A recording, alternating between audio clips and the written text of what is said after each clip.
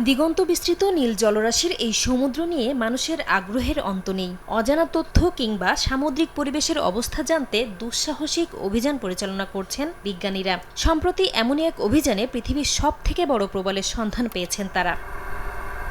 প্রবালটির খোঁজ মিলেছে প্রশান্ত মহাসাগরের দক্ষিণ পশ্চিমাঞ্চলে অবস্থিত সলোমন দ্বীপপুঞ্জে। গবেষকরা বলছেন এটি বিগ মামা প্রবালের চেয়েও ৩ গুণ বড়। ১১১ ফুট চওড়া ও ১০৪ ফুট দীর্ঘ প্রবালটি ৩০০ বছর ধরে গড়ে উঠেছে। বিশালতার কারণে এটি মহাকাশ থেকেও দেখা যাবে বলে ধারণা তাদের। সলোমন দ্বীপপুঞ্জে প্রবালটির সন্ধান পায় ন্যাশনাল জিওগ্রাফিকের একটি দল। যদিও প্রথম দেখায় এটি জাহাজের কোনো ধ্বংসাবশেষ বলে মনে করেছিলেন দলের সদস্যরা।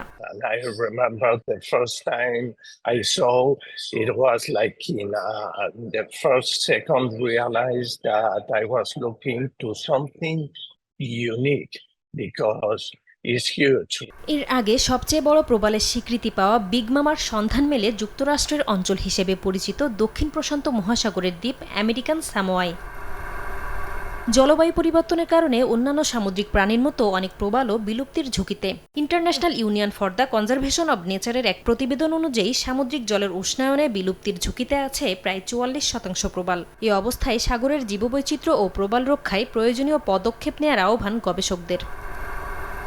নাসরিন রুমি, সময় সংবাদ।